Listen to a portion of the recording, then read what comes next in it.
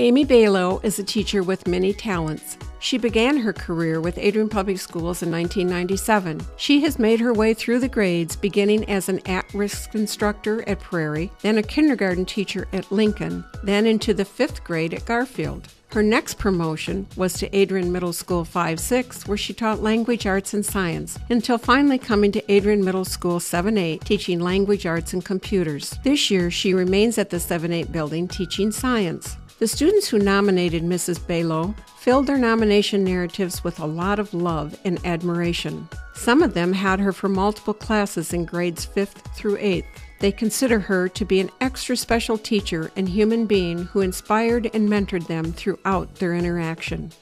She's always had such a fun class. Every single day we were in there. One time we had to create a song about the rock cycle, and she was singing for everyone in front of the class, and she was always just high energy and made science a really fun subject. We could make it our own, and we could turn a spin on it and create it, and just had a lot of fun with it. She's a communicator.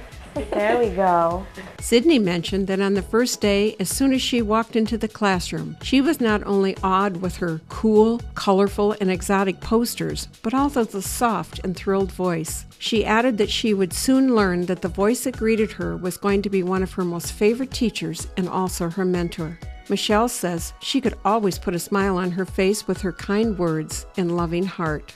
Amy's students also noted her clarity of instruction and also the fun they had in class. Marissa says Mrs. B has the biggest heart she has ever seen, and she is always so happy and energetic. Cameron says Mrs. Bahlau always had a fun class every single day. He always looked forward to going to her class. He said she made science one of his favorite subjects. Mrs. Bahlau reaches beyond the classroom and engages her students with life lessons. As a mentor, Amy offers her students opportunities to engage in their community, to demonstrate to her students that it is important to care for all people. Michelle mentioned the opportunity that Mrs. Bahlau offered to her class to help at the Salvation Army by walking there after school with her to unpack food. Sydney wrote a compelling statement in her nominating narrative that goes to the heart of Amy's teaching philosophy. She wrote that Mrs. Bahlau loves teaching because we are the next generation of lawyers, doctors, police officers, and teachers. She said Mrs. Bahlau loves being a teacher because her students teach her something new every day. Michelle mentioned a number of reasons why Mrs. Bahlau should be recognized as an outstanding teacher, and her summation is insightful. She wrote, "These reasons might be small to most, but the smallest things make the biggest impact on a student. The fact that every time I see her or when someone brings up her name, I say, 'Oh my gosh, I love Mrs. Bahlau. She's the best.' I think that says a lot. I am still thinking of her and remember how good she was to me." Amy has a Bachelor of Arts from Aquinas College and a Master of Arts from Eastern Michigan University. Congrats, Miss Bahlau. I voted for you. Of course I did. I miss you. I hope you're doing good. Congrats, Miss Bahlau. You earned it. I just wanted to say congratulations and thank you for being such a great teacher.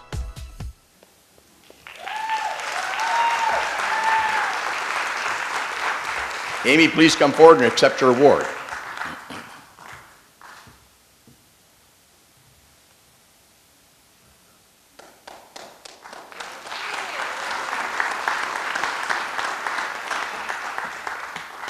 Well, hello. This has been quite an exciting few weeks, I'm not going to lie. Ones I will never forget, that's for sure. I'm going to tell you truly, when I got the call last summer, I looked at the call waiting, and it said the Adrian Board of Education, and I seriously thought I was being fired. Because I have never gotten a call from the Adrian Board of Education, let alone in the summertime. So I was sweating bullets, and I'm thinking in my mind, what did I say last year? What did I do? You know, and I thought I had a good year. But so when Lisa was on the other end giving me the news, I was, of course, ecstatic, but I was also like, whew. I did breathe a little bit of a sigh of relief, I'm not going to lie. You know, when we were told or asked to give a speech tonight, I really wasn't sure what I was supposed to talk about, but it just kind of made sense to talk about my years at Adrian Public Schools, and so that's what I'm going to do briefly. It actually all started for me at Prairie, where I was hired in as an at-risk teacher for kids that were struggling with math and language arts, and Katie Esterline was in a leadership position at that time. And I'll tell you what was really cool and memorable about that is that I got to spend all this at-risk money. And I'm thinking, this is really cool. A new teacher, and they're giving me all this money, and I get to spend it for the kids. And I remember Katie calling me seriously every day, making sure that I spent every dime of that money, and I did, and it was fun. And I thought, wow, is this how this is going to be? I like this, you know. So that was my experience at Prairie. And then from Prairie, I was hired at Lincoln, where I taught kindergarten under the leadership of Dave Mowry. And what I've taken from that experience is that kindergartners really do say the darndest things. They really do. I'm here to tell you that. I remember one time I was out on the playground, and a mom comes up to me and she says, "So, when are you going to take the kids on that field trip to your house to clean?" And I looked at her and I said, what are you talking about? I take the kids to my house to clean. And then I remembered. We just finished centers, and the kids did a really good job cleaning the centers that day. Everything was put back so orderly, and I was so proud of them. So I called them all over on the carpet, and I was congratulating them and really singing their praises, what a great job. I'm so pleased on how you guys have made these centers so nice for the following day. So I said, oh, you know, I got this great idea. Why don't we take a field trip to my house and we can clean my house? Of course, they were all, yay, yay. I never thought another thing of it till the mom came and told them, or wanted to know when we were leaving on that trip. Another story, just quickly with the kindergartners, is when I was, I think it was the afternoon shift, I had an adorable little girl in that. They were all adorable, but this one was especially adorable. And in fact, all the little boys liked her too, quite frankly. Her name was Teresa. This was back in the day when we had AM and PM kindergarten. And afternoon, I'm standing at the door and greeting the kids as they're coming in. And a little boy comes in, and he's got his hands behind his back. And I said, what do you have behind your back? And he pulls out this bouquet of flowers. And I gasped. And, I said, oh, they're beautiful. How did you know? I love flowers. Are those for me? And he said, no, those are for Teresa. So, you know, my mother always told me, she said, you need to be writing this stuff down, and I truly would have probably had a bestseller had I have done that, without a doubt. So anyway, from Lincoln, then I moved to 5th grade, where I taught, to Garfield, where I taught 5th grade under the leadership of Ron Gramling. And what I take from that experience, without a doubt, is we took our 5th graders to Washington, D.C. for many, many years. And the really sweet thing about that field trip was it cost the kids nothing. We fundraised for every dime of that, so no matter what their social economic background was, they went.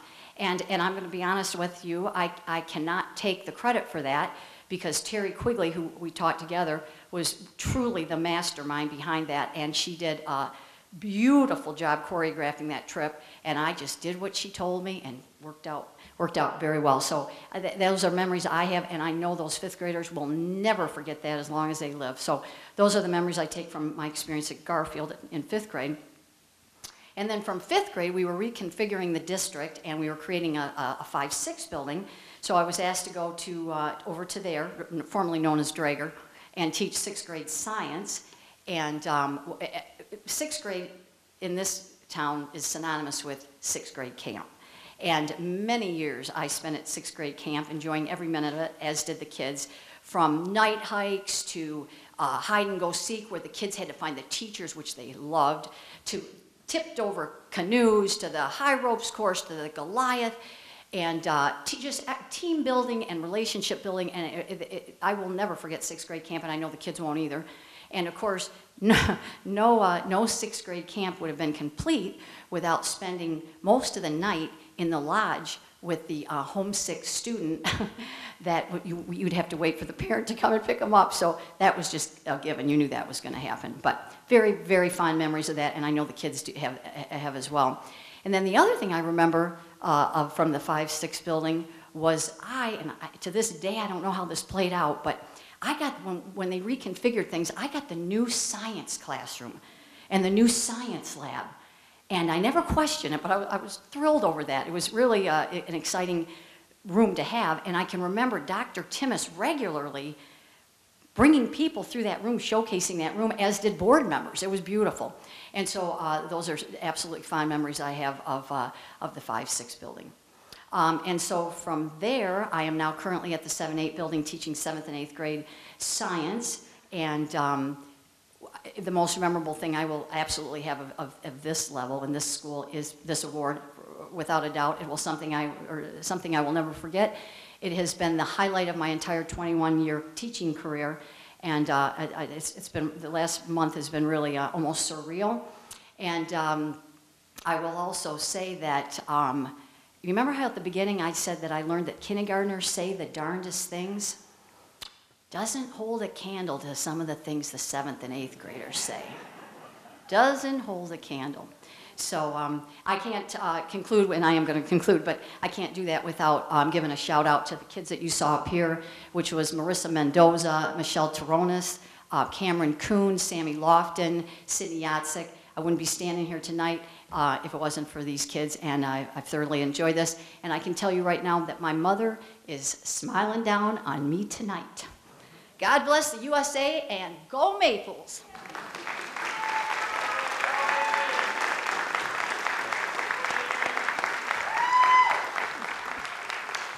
Congratulations, Amy.